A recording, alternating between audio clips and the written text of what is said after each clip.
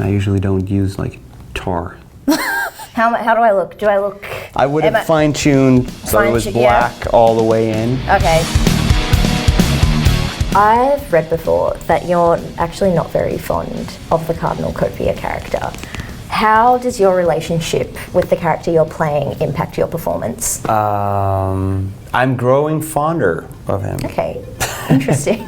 I also miss the skull paint. I do. I believe that he is cool looking, but I'm looking forward to the day when he could possibly upgrade. Okay. But it's part of a growing process. This record and the message that I'm trying to convey is also about acceptance and getting to terms with things and let things have its course. I think I read as well that you were waiting for the character to kind of prove themselves. That and there's this story that we're slowly unveiling that will, over the course of probably a year, bits and pieces are gonna come out. I mean, these episodes that we're doing. Mm-hmm. And there's a background story to his existence, but that also plays in with the theme of the record and even the records and the overall theme of what we're talking about, which is mortality and also being alive and recognizing your spot in life, basically. And as a band that kind of takes your personal selves out of your music and you kind of embrace these characters, do you think that separating the art from the artist is a thing that music fans should embrace more or should discuss more?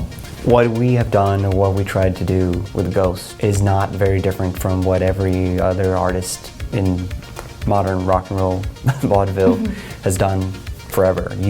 But I think that there's a common misconception within indie rock, for example, that indie artists are always so authentic.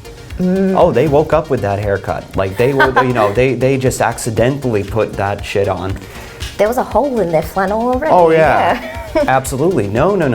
All those bands also had an image. As soon as you stand on a stage, as soon as you're doing that, you are committing to some form of transaction where there's supposed to be some sort of understanding between you and the crowd that I'm here to entertain you and you're supposed to feel something. Okay. So I don't think that, even though we've been much speculated about just because of our sort of extreme makeover and anamorphic sort of nature, but I don't think it's very different from the Strokes. They didn't wake up looking like that. No, it actually takes hairspray and shit to look like that. I don't believe that rock bands are not rock bands unless they have pyro or unless they use makeup or that there's not like a given like prerequisite of this is what you need in order to be an exciting band. But I definitely think that whatever shtick and whatever niche, whatever thing you're doing, you need to embrace that you need to do something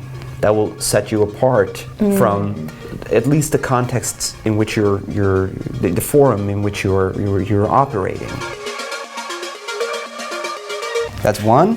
One? Oh, that's so cool.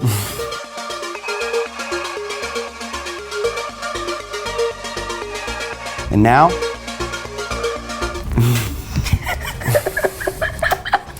And the best one. This is a little trick from like German cabarets. Oh, okay. Like when you just have black on your upper lip. Okay, cool, thank you. I need the sideburns. Sideburns? I'll just do like something like that, yeah. Oh, awesome. Thank you so much. No, thank you. You might want to touch up the eyes, but thank you very much. That was fun. Thank you. Thank you. This is Tobias Forge from Ghost. It's been a pleasure being here on Tone Deaf.